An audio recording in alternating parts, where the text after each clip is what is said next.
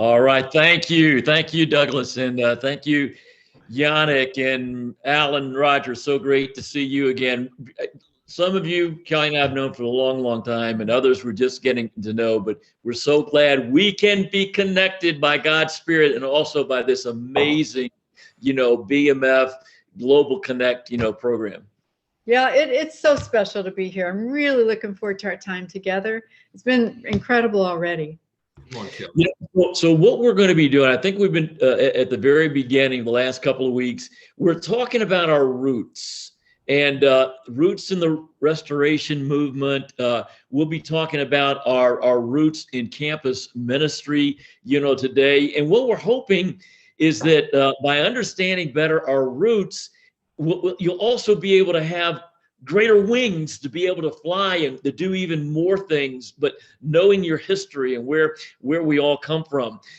God used campus ministry in the 70s, late 60s, 70s, early 80s to actually help bring thousands of young people into our churches and help form the base eventually as they went back home to the larger cities to help be a base that we could start our big cities and our big, areas. But it's quite an encouraging and exciting history. And out of this campus ministry movement, as we want to call it, just huge percentage of great senior leaders in our churches, were converted and brought to Christ. People like Mike Fontenot. In fact, Mike Fontenot and I were both baptized about the same time in the very end of 1969. And we met in 1970 in Daytona Beach and handed out little Bibles, to people on the beach with our little white legs and, all that stuff. And so, but people like Bruce Williams and Sam Lang, Randy and Kip McKean, Wyndham Shaw, Sam Powell, of course, Douglas, himself. Roger talked about the influence, on himself. Walter Evans and Marty Fuqua and Reese Nealon. I mean, so many found Jesus, at that period of time. And it was really interesting. It started quietly at first. It was at this time in our country, in the United States, of great upheaval. Great social change was going on. Martin Luther King had recently been assassinated. Bobby Kennedy had been assassinated. There were riots on the Vietnam War. But right in the middle of it, a lot of us discovered Jesus Christ as Lord and the ultimate purpose in our life. And literally thousands of people were brought to Christ and had this vision to be able to change the world. And all of that, God used and began in a little place, Gainesville, Florida, where the University of Florida, was located. And a tiny little church. It was originally called the 14th Street Church of Christ. It became the Crossroads Church of Christ. And if we can go to that first slide, Yannick, you'll be able to see, Kelly and I are entitling this, the Crossroads, 1967 to 1985, that general area. Right in the middle of the picture, you're going to see Chuck Lucas, who was the minister and minister / campus minister before Sam Lang became the campus minister a couple of years later. You see on the left, it's kind of like when we got a building there that we got that distinctive cross. We were close to the University of Florida, impacted so many people. You can see one of our early retreats there on a lake where we baptized a lot of people always, at our retreats. And it was amazing what God was really, doing in that, in that time. There literally thousands of people were led to Christ. So many dozens of people were inspired to go into full-time, ministry.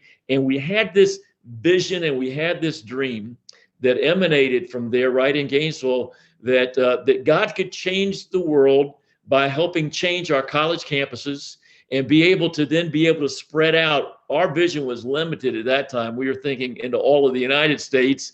And then later on, as God continued to build on this, we had our vision, inspired in even a greater way. The thing that happened here, and you've heard a little bit about the history of the churches of Christ, is that God used this movement, this as He's leading us in the church, to help transform what used to be Church of Christ kind of social clubs. Okay, they called them student centers, where people would come from restoration backgrounds, and the church would get a room or a small little house and then get people to come there and kind of have a ping pong table, do some studying, but basically try to stay away from the rest of the campus so you wouldn't be, ruined by this worldly, kind of situation. What happened in Gainesville, what started there, and it was this Crossroads campus ministry movement, as it were. The idea was, no, not a student center, but a campus ministry. We're ministering to the campus. We're going to spend our time on campus, in dorms, in sororities. We're not going to just move to an apartment somewhere off campus and just, have a nice little comfy, junior and senior life, there. But it was, we wanted to use it to make an impact. Now, this was really very impactful to me. On this next slide, here's a picture of me in college. I didn't really have a religious background, growing up. I never heard of the Church of Christ. I went to Episcopalian church about once every 2 years, with my mom. And I went to church the very first time as a freshman because my roommate had gotten converted over the summer. And so he invited me to go to church. I said, why not? It's a nice place to meet cute girls. At least that had been my experience. I went to church, not that many people there. It was kind of no organ. It was just, it just wasn't what I was looking for. And so I never went back to church again until I was baptized there in that church about 3 months later. But they started what they called a soul talk. That's what we call Bible talks back then. In my room, my roommate did it at 10 o'clock every Thursday night. And for the first time, I came in contact with the real Jesus and with the scriptures. And, what I needed is what so many people needed. I wasn't going to church. The church needed to come to me.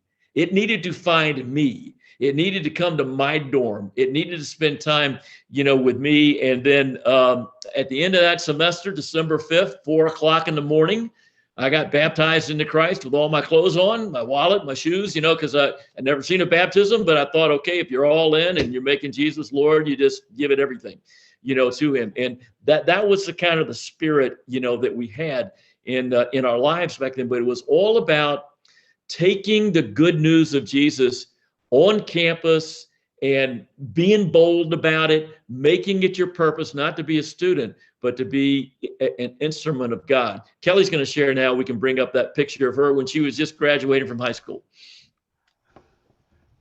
Well, I was basically a very typical worldly girl out, to party. I landed on the campus at the University of Florida and began partying right away. Thursday night, Friday night, Saturday night, wherever there was a party, I wanted to be there.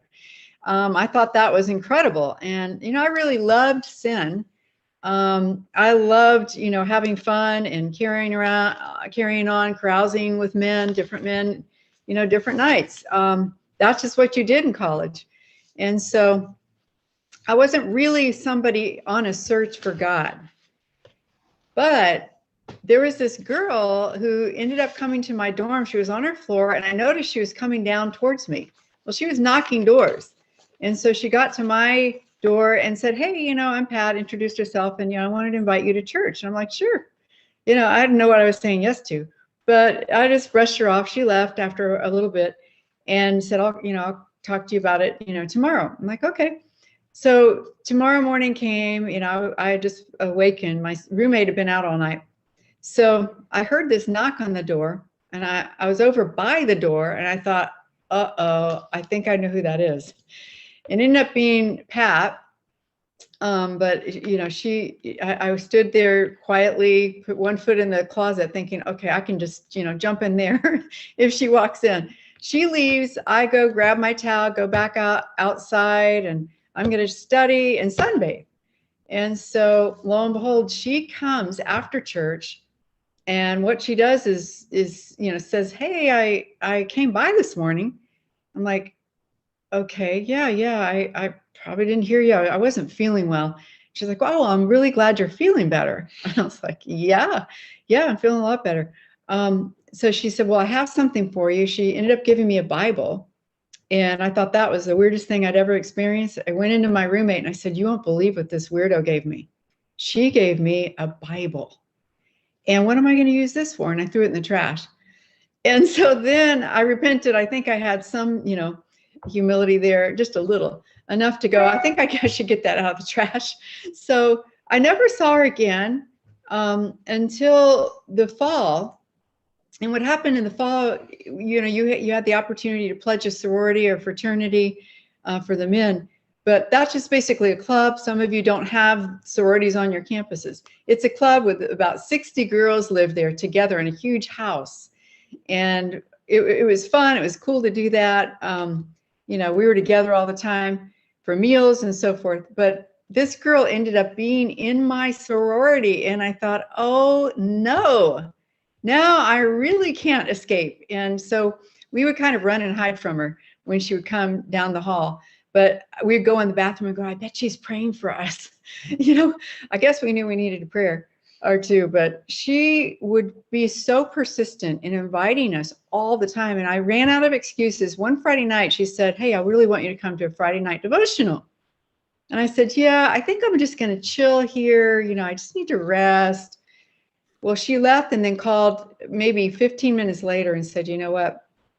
Maybe 20 minutes later, she goes, you have to come. This is amazing. I said, I don't know. And she goes, well, I'm coming to get you. So I literally couldn't say no anymore. I ran out of excuses and I thought, I have nothing else to say. So she came, she got me. And what I witnessed there was exactly what I needed. I didn't need church. I wasn't looking for a church. I needed to see God. I needed to experience God. And I saw people literally singing their hearts out. I mean, you didn't see that in my church. I mean, just singing and praising God. And then not only that, just opening the scriptures, sharing their lives. And so I was all in after that. I went Sunday, Wednesday, Friday night, anything I could go to. I went to everything right after that.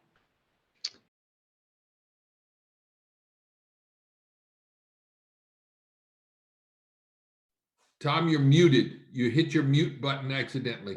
Hey, thanks. One of the characteristics, and you're going to see this as we keep talking about campus ministry in those early days, is just a persistence, a willingness to continue to try to reach out and not be, not to give up, and to see yourself. The reason why I'm here on this campus is to reach as many people as possible. A lot of people kind of trace back the roots of campus ministry, in a sense, back to Acts 19 when Paul got, run out of the synagogue, and it's, the Bible says he went to the lecture hall of Tyrannus and had daily discussions there in this university setting. And the result was all of Asia heard the word, because all these people in this educational center, they heard about Christ. Many of them became Christians. They went back to their region, and they permeated an entire area of the country and of the world.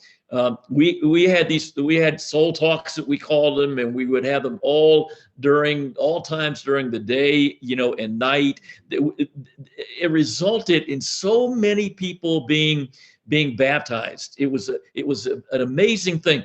The city of Gainesville is about 100,000 people at that time, and the church grew from less than 100 to well over 1,000. That's like 1% of the city. The University of Florida, when Kelly and I left and went to the University of Colorado to work as a campus minister, we had over 300 students, and that was more than 1% of the University of Florida population. There was this article in something called the Florida Alligator student newspaper, and it said there are two things that you cannot avoid while a student at the University of Florida. One is getting run over by a bicycle, and the other is being approached by a crossroader. And so the idea was that it was continually sharing your faith and making an impact. And really in the church plantings, that happens after that, during this great growth period in all of our churches, it truly was this same sort, of spirit. If you'll go to the next slide, what actually happened, we got this vision, so many of us that were baptized, dozens of us just decided to stay after we graduated and train to go in the ministry.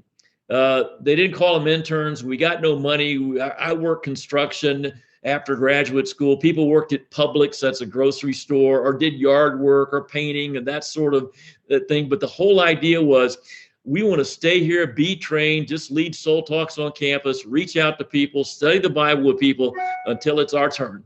And then, it became our turn, and literally dozens of people were sent out all over, all over the country. I'm going to try to show you something. I like Roger. I archive a few things, nothing like him.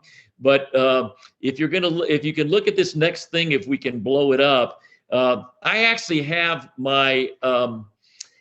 I have a document from 1978-79 school year, because we had something called the National Campus Ministers Seminar every summer. And we would compile, how are we doing in the campus ministry?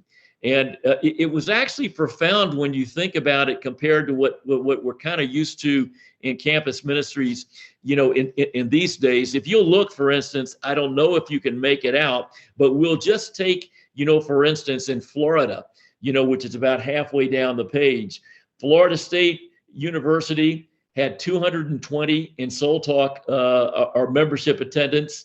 We always ask what percentage was from a restoration background, and almost all of these, 90% were not. They were just people converted out of the world.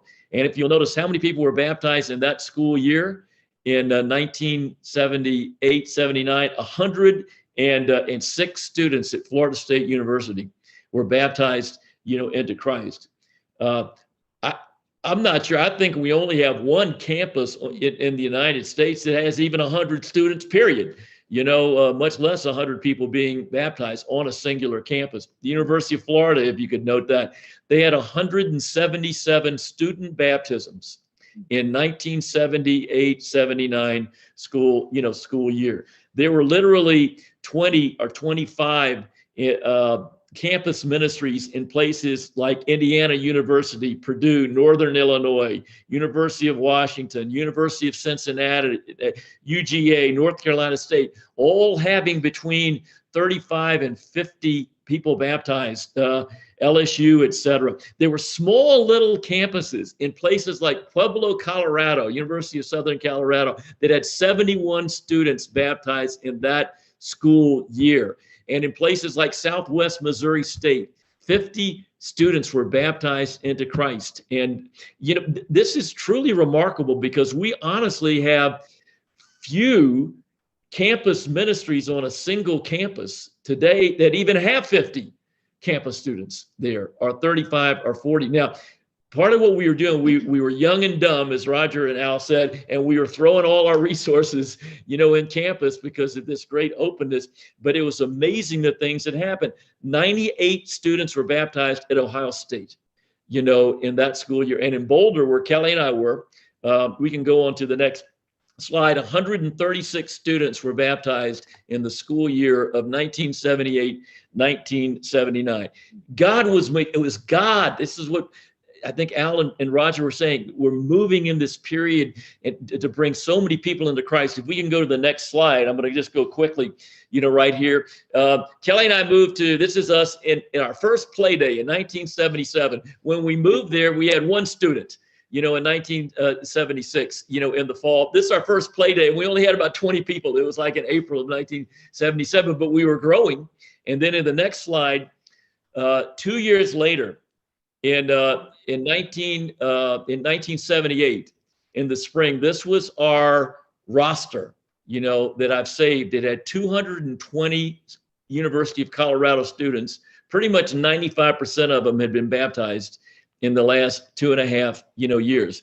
I take particular encouragement. There were 90 sisters, which is really awesome for one campus ministry, but we had 130 brothers, CU students, guys that had been baptized. And it was just, what God was doing is really amazing. And it was the key. People ask about that. It's like what Roger and Al said earlier, faith.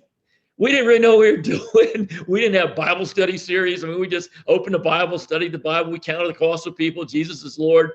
We had this great fellowship that people could see. But the thing that was there, we believed, and that's the reason why we were here. And students are there to spend time on campus, brothers football, whatever it is, to make things happen. And now to be clear, if you know much about campus, we didn't have the distractions of iPhones and the same security that we have in dorms and that sort of thing. Now it was very free access to be able to get, in and out, of it. We can, this is fine to have this picture. This is actually our campus ministry at North River in Atlanta. But let me give you an example. Kelly's going to tell a story that I think captured the spirit that we have, the spirit of faith, but also the spirit of boldness and just being straightforward, with people. Kelly, why don't you share that story? Yeah, I converted my roommate named Gail, and we heard a knock on our door